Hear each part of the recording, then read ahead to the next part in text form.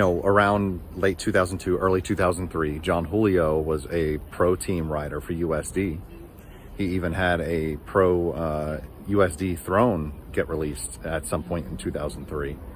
But Roces had contacted him to be, like the brand ambassador, creator of a brand, a sub-brand of Roces. They wanted to have like a sub-brand to market their aggressive skates. And he created it, for them while working as an employee of Roces. He called it Valo, which I believe is named after his father, I think, or some other relative. In 2003, Roces contacted icon of rollerblading and former team rider John Julio. John was currently skating for USD, but they offered him a position as creative director, ambassador, chief Donny of a Roces sub-brand. He gladly took up the position and named it Valo after his father. They took an M12 boot and they put a skin and a sole plate over top of it. Prototypes were out, I think, by winter 03, and they were testing them. The skate was based around the popular M12 shell, but with a skin over the top and a different sole plate that Julio designed. They had prototypes in 2003, and by 2004, the brand was launched. The initial team, I believe, was Eric Bailey, Michael Bro, aka Gumby, Mike Martinho. The original team was Julio, Bailey, Mike Martino, and John Starr. Valo, coexisted with Roces.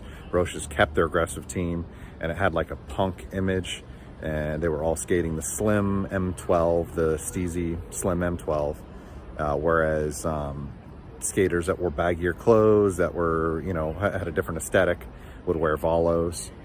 The skates were a big success. They sold a lot of pairs of them, and at this point, sometime around mid to late 2005, Roces found it redundant to have two different brands selling aggressive skates. They put all their eggs in one basket. They dropped the whole Roces pro team, which was kind of a travesty because everybody loves Face the Music so much. Everybody loves Dunkel, Mike Lilly, their whole team. But that's what they did. It just seemed redundant, especially because aggressive sales in general were going down. The sport art, lifestyle hobby was on a downward trend. So they just went with Valo for the foreseeable future. Roces also had a well-regarded, aggressive team. In 2005, they released the incredible Face the Music video, and then they were completely dropped. Roces seen the downwards trend in aggressive rollerblading, so wanted to focus on the more profitable Valo. Now, as far as the success of Valo, they picked up Broskow from the Roces pro team, and as soon as Broskow was on the Valo team, everything really popped off. Huge moment early on was when Broskow joined Valo from the redundant Roces. They released a couple videos, but it was their fourth video, Valo for Life, that really cemented them as the #1 brand in aggressive skating. Valo dropped a number of amazing videos, and when Valo for Life dropped in 2011, it firmly placed them as the most popular brand of the time. Around 2013, some of the pro team talked to Julio about wanting to maybe just release an M12, just release a skinless M12 with the M12 sole plate, not the Valo sole plate. I think he was probably hesitant at first, but eventually went with it, and they released the V13 sometime in 2013, I believe. The V13 series of skates and the preceding or the models that came after that were skinless were their #1 sellers. As styles and preferences changed, the team were pushing more and more for just a flat out like M12. In 2013, their wish came true. They got the V13, so an M12 sole plate, V13 logo. And these became their #1 sellers. And anywhere from about 2013 to 2016, every single skater skated Roces M12s with ground control frame, GC3s or whatever, or Featherlight 3s. every single skater. It was ridiculous. From then onwards until about 2016, 2017, it felt like they had a monopoly on the market. Julio had rollerblading bought up. Everyone was in those V13 skates all across the globe. At the same time, Roces still released their M12, branded as the Roces M12, in a budget format. You know, you could get these skates for $150, and the V13 was like over $200 for the same skate. At the same time, Roces, despite not having a team, was still releasing a very basic version of the M12, and at a fraction of the cost of a V13. I think by 2016, 2017, Roces started to want to, you know, explore a way to just get rid of the Valo brand, because they probably felt like, you know, what are they paying Julio for? He's just releasing the skates in quirky colorways, and we can do that ourselves. Roces were looking at Valo going, we could do this. All he's doing is releasing different colours. So in 2016, 2017, to protect their bottom line, they did everything they could to get rid of the Valo brand. They didn't realize the marketing genius that John Julio possesses, so they couldn't fire him.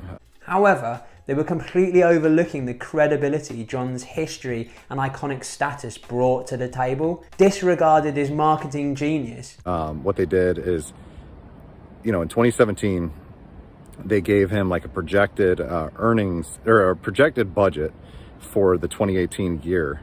And they lowballed him. They gave him such a low budget that he knew there was no way he could pay any type of salary to his pro team, you know, put up any prize money to competitions under the Valo brand, could probably barely pay his own bills on the budget for Valo for 2018. So the brand effectively went defunct. They fired him without firing him, because they knew that would cause like ill will towards their brand. They purposefully projected a low budget for the next year, which would make it impossible for John to reasonably work with. He wouldn't be able to pay the riders, he wouldn't be able to pay himself, he wouldn't be able to go on tour. And as a father and a husband, he only had one choice, so he left Roces. Roces forced him out. They assumed if it looked like he left rather than them firing him, it would look better for their brand. What made Valo work was Julio, the choices he made, and the community's respect for him. But they didn't realize all of the connections that Julio made in the manufacturing industry, like the rollerblade manufacturing industry, inline skating rather. And he was able to use contacts that he made in China to have his own pro, his own, sole plate mold made, and utilize a pre-existing skate mold, the Ultra Wheel Sabotage boot mold. And the rest is history. Them skates, was founded in early 2018. There was a Kickstarter for 1,000 pairs, and I think they sold out within like 12 hours. And, the rest is history. And at this point, most of you had already started skating again, and you're back in the scene, and you know what happened, and you know what continues to happen. Julio's built them skates up from nothing to be the biggest brand in inline skating, and Roces is in bankruptcy court. So you can't just release an M12 in a quirky colorway and expect to be the #1 skate manufacturer. You gotta do marketing. You gotta be a genius like John Julio. So when John took a huge risk and turned down a guaranteed job at the Postal Service and instead went on to start his own brand in them, the community fully backed it and even crowdfunded the first skates. Them is now the most popular brand in blading. Well, guys, I hope you've enjoyed the blatant plagiarism that I just showcased, that Tom Moyse, took all the information from my video. He didn't do any research himself, because a lot of that stuff that I said, especially about the projected budgets, I was kind of like paraphrasing. I didn't really verify this stuff with John Julio.